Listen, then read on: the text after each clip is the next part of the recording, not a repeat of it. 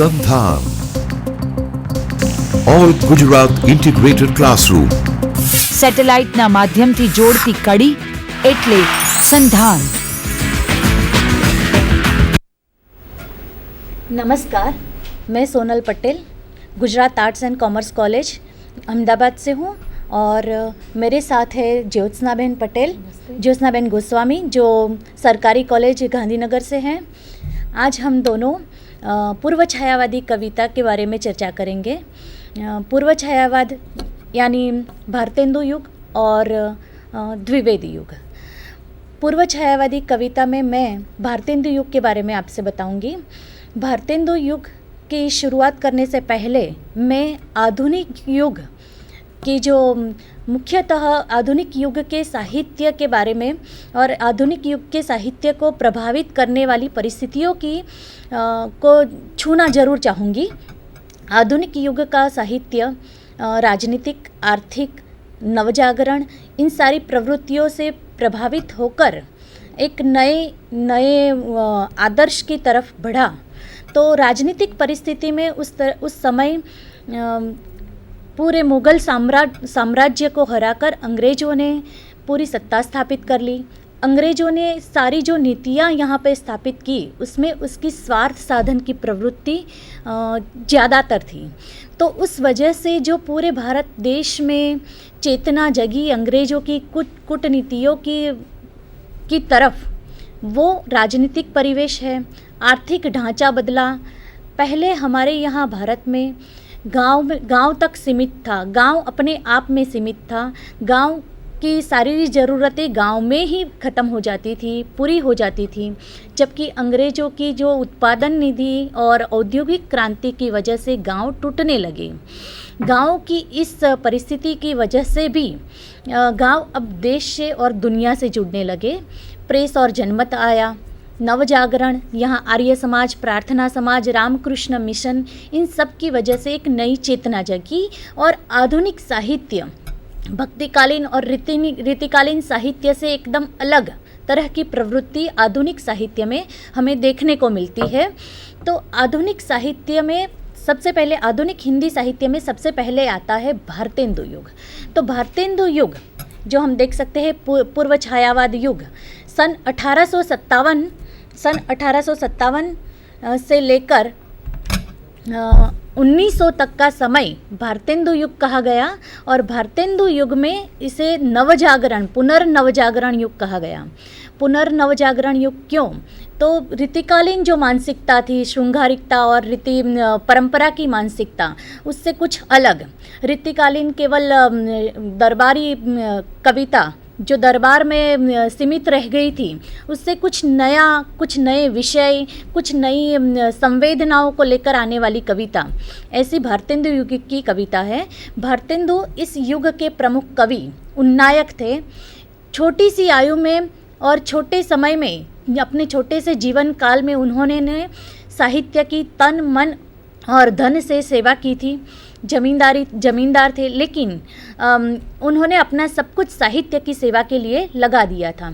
उन्होंने अपने समय में भारतेंदु हरिश्चंद्र, इनका फ़ोटो भी हम देख सकते हैं। भारतेंदु हरिश्चंद्र का जन्म 2 सितंबर 1850, मृत्यु 6 जनवरी 1885।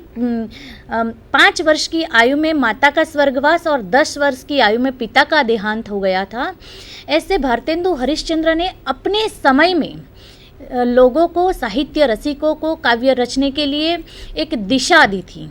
ऐसे भारतेंदु हरिश्चंद्र की साहित्य सेवा को हम देख सकते हैं। उन्होंने बहुत सारे मौलिक नाटक लिखे। हिंसा न भवति, वैदिकी हिंसा, हिंसा न भवति, विषस्य विषम औषधम, सत्य हरिश्चंद्र, भारत दुर्दशा, भारत जननी, अंधेर नगरी, ये उनके मुख्य नाटक है।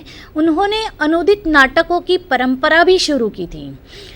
रत्नावली, पाखंड विखंडन, धनंजय विजय, मुद्रा राक्षस, कपूर मंजरी, दुर्लभ बंधु, ये उनके अनुदित नाटक है। उपन्यास में उन्होंने शिलावती, चंद्र प्रभा, पूर्ण प्रकाश, रामलीला, हम्मीर हट, एक कहानी कुछ, जगबीती, राजसी, मदालसोपाख्यान, पर्याप्त संख्या में उन्होंने निबंध लिखे और पत्रकारिता शुरू की।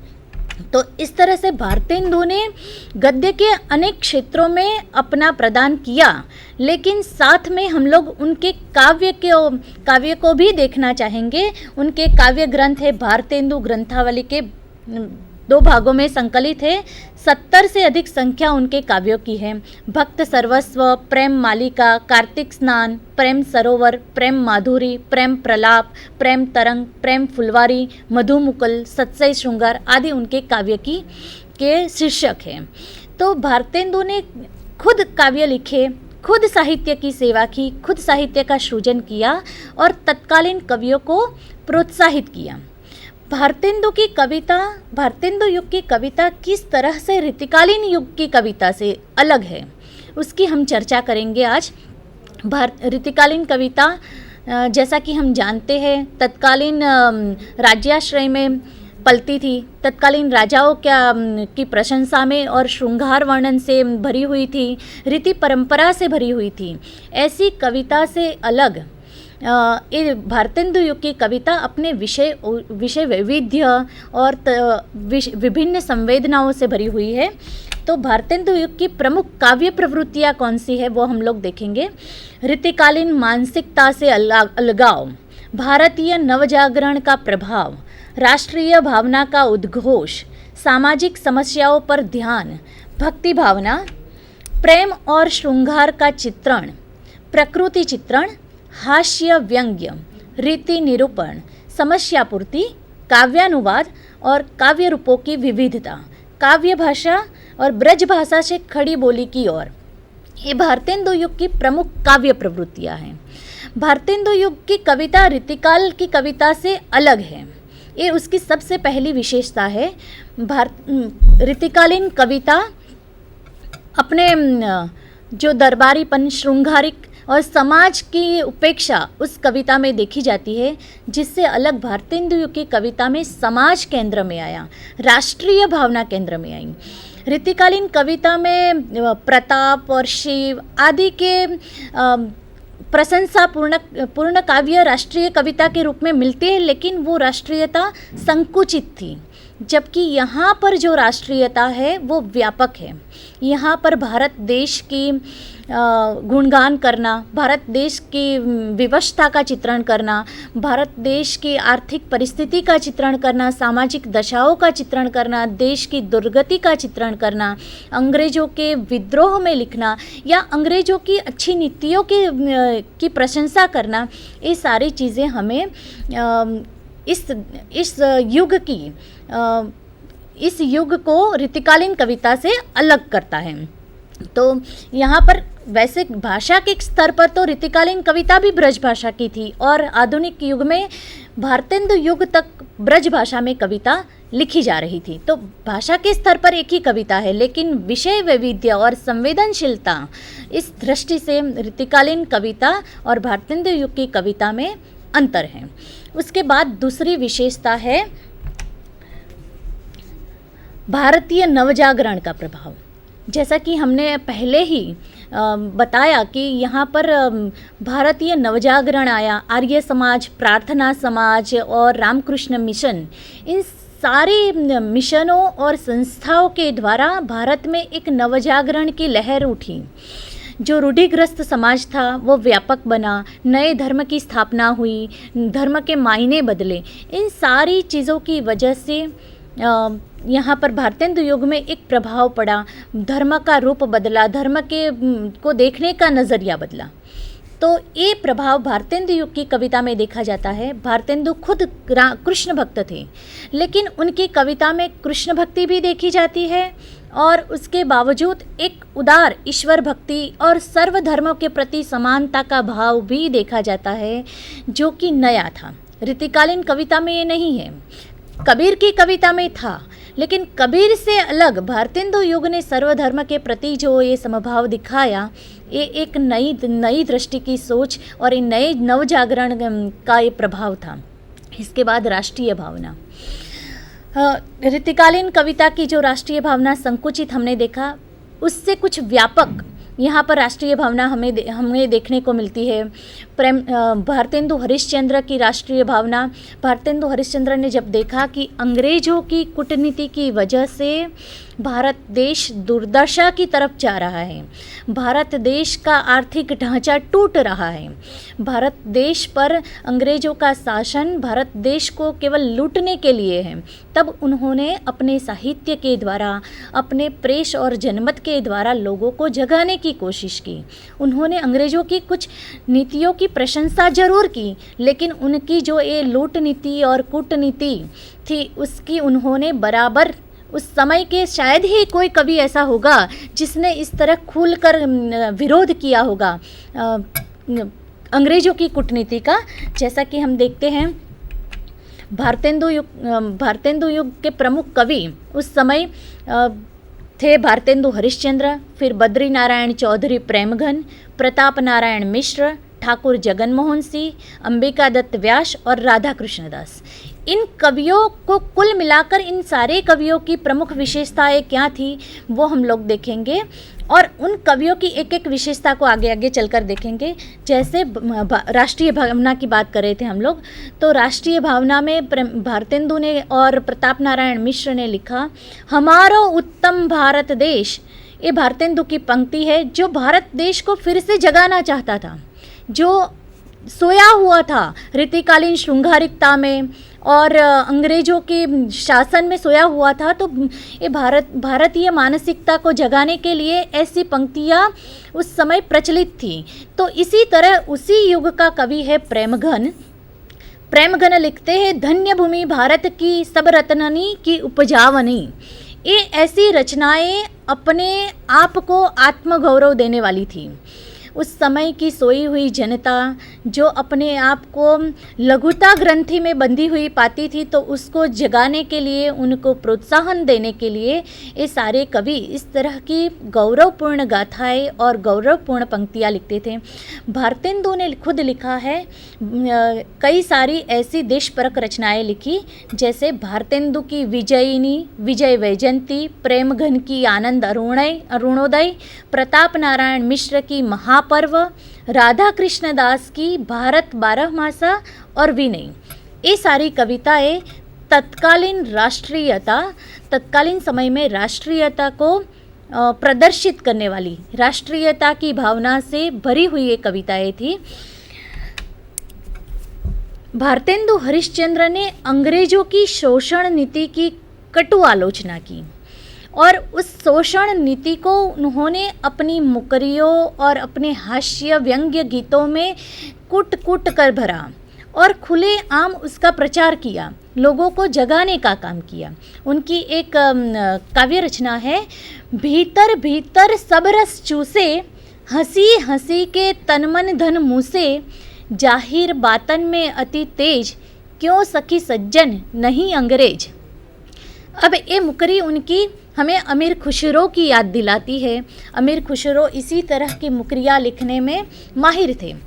यहाँ पर लेकिन उनकी मुकरियों में अलग तरह का भाव था। यहाँ पर तत्कालीन सामाजिक चेतना हमें देखने को मिलती है, तत्कालीन राष्ट्रीय भक्ति देखने को मिलती है। भारतेंदु हरिश्चंद्र ने उस समय तत्कालीन जो अंग्रेज़ों की कूटनीति, शोषण नीति थी, उस पर प्रहार करने के लिए, लोगों को जगाने के लिए कि ये जो बाहर दिखने वाला जो है वो उसका अंदर का कैसा है, उसके अंदर का प्रभाव कैसा है, वो यहाँ पर उन्होंने दिखाया है।